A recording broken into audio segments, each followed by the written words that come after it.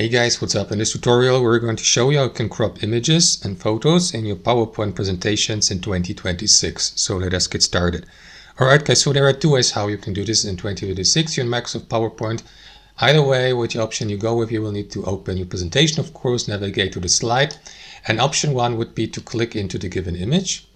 And after that, to navigate to the picture format tab. And to select one of these options here under adjust, like for example, I don't know, artistic effects, and select the lowermost option, artistic effects options.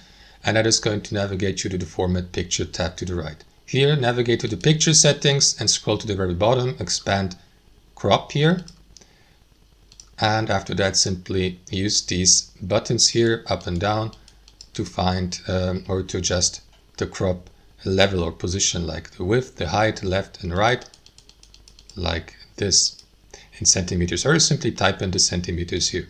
So that's option number one. If you don't like using this option, guys, you may also choose the crop feature here at the top under size, still under picture format. That's option number two. Click into it and simply use these corners here to adjust the to cut out the part of the image you would like to keep.